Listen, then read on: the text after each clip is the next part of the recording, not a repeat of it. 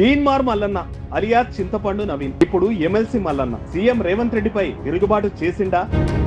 BC కులాల వారిని రేవంత్ చిన్నచూపు చూస్తున్నారని గుస్సా అవుతున్నాడా? గతంలో మల్లన్న చేసిన విజ్ఞప్తులను రేవంత్ ఉట్టదాఖలు చేశారా?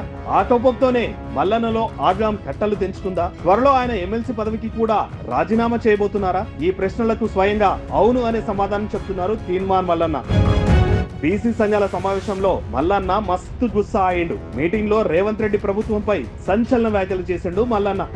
అది మీడియాలో ప్రముఖంగా రావడంతో ఒక్కసారిగా చర్చకు దారి తీసింది. ఎమ్మెల్సీగా ఎన్నికైన తర్వాత పలుమార్లు రేవంత్ ను కలిసిండు మల్లన్న. ఆ మధ్య భర్తీ చేసిన advocate general, additional advocate general పదవులను బీసీ కులాల వారితో భర్తీ చేయాలని విజ్ఞప్తి చేశారట మల్లన్న. అయితే రేవంత్ ఆ విజ్ఞప్తిని తోసిపుచ్చిండని ఆరోపిస్తున్నారు. బీసీ కులాలకు ఆ పదవులు ఇచ్చేంత ఆసక్తి తనకు లేదని రేవంత్ చెప్పారంట మల్లన్నతో. అదే విషయాన్ని బీసీ కులాల సమావేశంలో తీన్మార్ మల్లన్న స్పష్టం చేశారు. ఇలాంటి విధానం సరికాదని, అవసరమైతే ఎమ్మెల్సీ పదవికి రాజీనామా చేస్తానని, బీసీ కులాల అభ్యున్నతి నా లక్ష్యమని ఆ మీటింగ్ లో ప్రకటించారు మల్లన్న.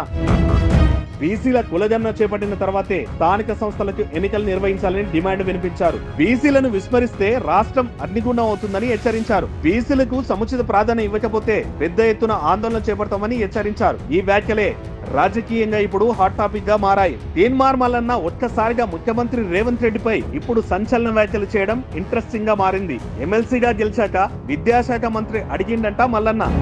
రేవంత్ నో చెప్పిండని, అందుకే తీన్మార్ మల్లన్న ఇట్లా యూటర్న్ తీసుకున్నాడని, బీసీలకు న్యాయం చేయడంలో కాంగ్రెస్ కట్టుబడి ఉందని, మల్లన్న మ్యాటర్ ఆయన వ్యక్తిగతమని, కాంగ్రెస్ పార్టీకి ఎటువంటి సంబంధం లేదని హస్తం పార్టీ నేతలే సోషల్ మీడియాలో కామెంట్లు వేస్తున్నారు. చూడాలి మరి ఈ రభస ఎంత దూరం పోతుందో.